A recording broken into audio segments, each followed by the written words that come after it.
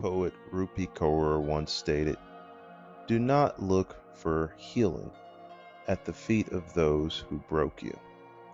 And I cannot imagine Angelina Jolie nor Brad Pitt would think that today in 2024, their marriage would be broken, their family would be broken, and their wallets are being broken because they keep suing each other.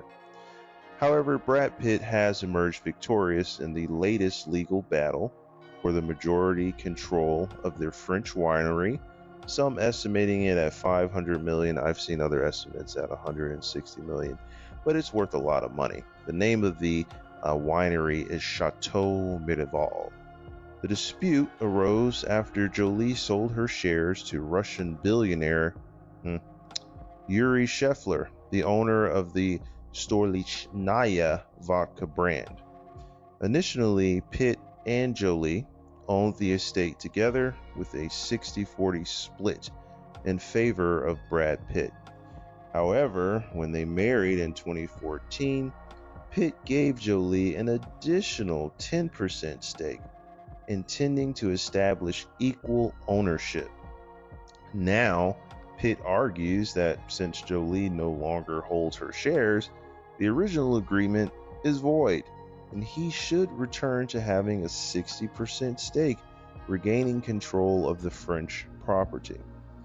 The Luxembourg court has temporarily granted Pitt 10% ownership pending a final ruling. The legal dispute over Château Miraval adds another layer to the complex separation of Brad Pitt and Angelina Jolie, who divorced in 2019.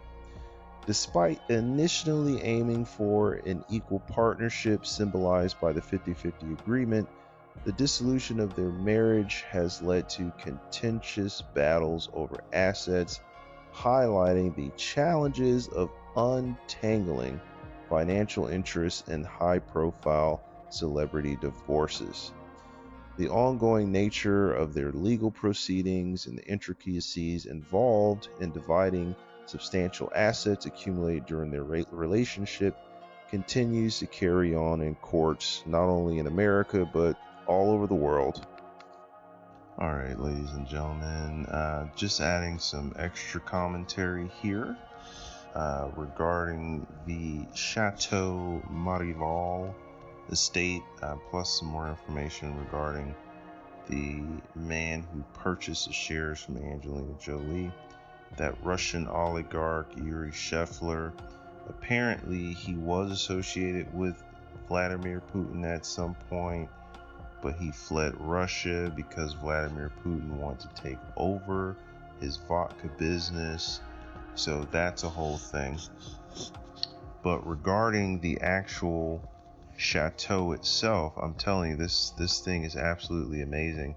I'm starting to see why Brad Pitt is fighting so hard for that controlling state. So the Château Miraval, it's located in the village of Corns in Provence, which is south of France. It is a massive 405 hectare, which is like over 1,000 acres. So it's 1,000 acres plus estate. It has luxurious amenities benefiting, any celebrity home, royalty, artists, musicians. The property includes a Romanesque chapel. That chapel is where Brad Pitt and Angelina Jolie got married. So it has this old chapel there. There's a pine forest, a lake, olive groves. There's a moat. The main house has 35 rooms. There's a spa, a gym, a home theater, indoor and outdoor pools. There's a helicopter pad. And since taking control, Brad Pitt heavily invested in the winery. So he partnered with this famous French family that specializes in wine, Famille Perrine, the Perrine family, who he partnered with.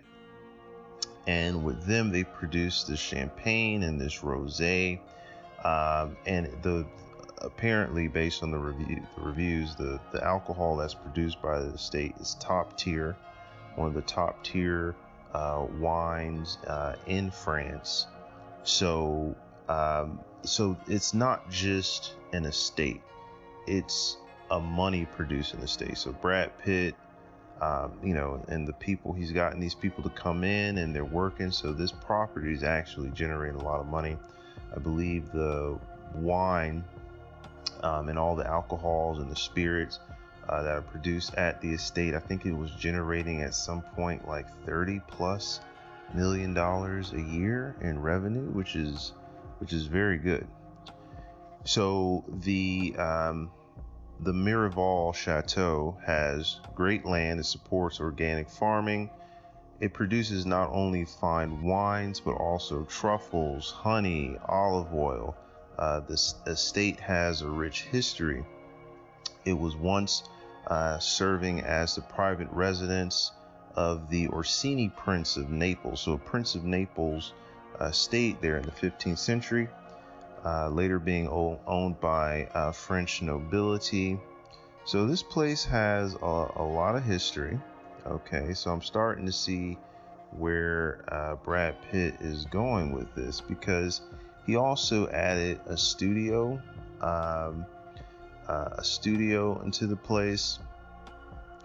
And based on one of his interviews I was listening to, I see his vision. Like, he wants it to be like this hub for artists, musicians, directors, actors, film producers, writers, you know, just all sorts of people to come there, and as he said, cross-pollinate and work together to create things, because, you know, he's a creator himself. And, you know, with not only the estate producing the wine, but with the studio there, it's producing music. I mean, there's so much that can be done with it. I mean, it has 35 rooms, so this estate can be, you know, rented out to different people. It could be rented out for weddings. It could be, there's a lot of use cases for this property, you know. So I kind of see where he's going with it. I see why he's fighting for it. It sucks that half of it was sold. Now he has to try to get the other 60%. But in my opinion, I think it's worth it. You know, I think it's worth having something like that because, you know, unfortunately, I can't believe I'm saying this, but Brad Pitt's getting old. And when Brad Pitt's getting old, we're all getting old here. So, you know, he's not going to be able to act forever. I think this was an exit plan for him. It kind of didn't go the way he wanted it to, but at least he can fight, get a controlling stake, and turn it into a money-producing machine. So I'm just going to continue on with more footage of the Château Miraval. This place is beautiful, and I think he should continue the fight to maintain this property. All right, guys, you take care. Whoever was great enough to listen to this long, I thank you so much for supporting the channel. Don't forget to like, subscribe, and I'll keep uploading videos. Take care. Bye.